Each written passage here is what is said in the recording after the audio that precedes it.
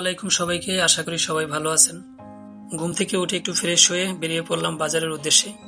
কিছু তাজা সবজি পরাটা আনতে হবে, তাই চলে আসলাম। বাজার নিয়ে বাসায় চলে আসলাম। এদিকে বাসার সবাই ঘুমাচ্ছে, তাই ঝটপট করে তাদের জন্য চা বসাই দিলাম, সবাই একসাথে যেন খেতে পারি। আর এদিকে আমার মিনি টুনি বসে আছে চুলার পারে। ওদের এখনো শীত যায় না গার থেকে। টুনি কি দুধের ঘেরান পাইলেই হয়। মিনি, তো শীত লাগে? হ্যাঁ মিনি, নাম। এই যে গরম গরম পরাটা, বাসার সবাই উঠে গেছে, এখন সবাই মিলে সকালের নাস্তা খাবো। নাস্তা রাস্তা খেয়ে তারপরে বাকি কাজ আবার।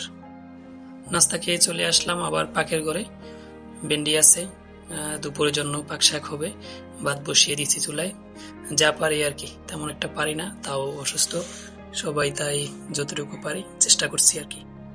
দুপুরে খাওয়া দাওয়া শেষ করে একটু বিকেলে ঘুরতে বের হলাম।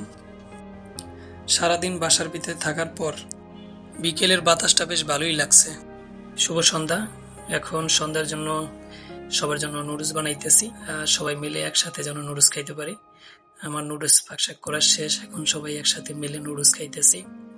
সুপার নুডলস একসাথে রান্না করছি, সেটাই খাবো।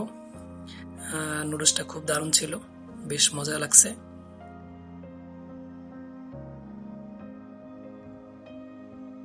এখন রাত, তবে কাজ এখনো শেষ হয়নি। মা গ্রাম থেকে আমাদের জন্য কিছু জিনিস পাঠাইছে, সেগুলোই আনতে যাচ্ছি। রাতে বা এই রিক্সায় ঘুরতে আমার ভীষণ ভালোই লাগে। খোলা বাতাসে রিক্সায় ঘোরার আসলেই অন্যরকমের প্রশান্তি দেয়। আপনাদের কার কার রাতে রিক্সায় ঘুরতে ভালো লাগে অবশ্যই কমেন্ট করে জানাবেন। তো আজকের মতো এখানেই বিদায় নিচ্ছি। সবাই ভালো থাকবেন, সুস্থ থাকবেন। আল্লাহ হাফেজ। উপরে আসো।